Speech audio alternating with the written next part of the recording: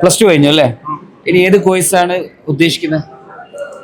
CMA USA. CMA USA ആണ്. അപ്പോൾ ഏത് ക്ലിനിക്കാണ് സന്ദർശിച്ചത്? ജസ്റ്റ് ഓളാണ് സൈലവും IMA ചെയ്ത്. എന്താണ് ഇപ്പോൾ കിട്ടിയത് അഡ്വൈസ്? എന്താണ് കേസ്? നല്ലോണം കഷ്ടപ്പെട്ടാൽ നല്ല ജോലിയിലെത്തും, നല്ല നിലയിലെത്തും. നീ ഉദ്ദേശിച്ച ഒരു നേരത്തെ ഒരു ഒരു പ്രയാസം ഉണ്ടായിരുന്നു, അല്ലെങ്കിൽ നേരത്തെ ഒരു അഡ്വൈസ് കിട്ടണം, ഇതിനെക്കുറിച്ച് കൂടുതൽ അറിയണം എന്ന് ആഗ്രഹം ഉണ്ടായിരുന്നു? ഇവിടെ വന്നപ്പോൾ ഇത് ക്ലിയർ ചെയ്തു. ഓക്കെ.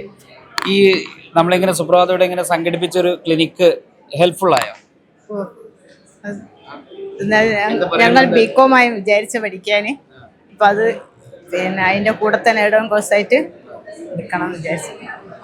CMA USA ഭയങ്കര ടഫാണ്, പേടിപ്പെടുത്തുമല്ല, ഒരു പറഞ്ഞിട്ടുണ്ടാവും. പക്ഷെ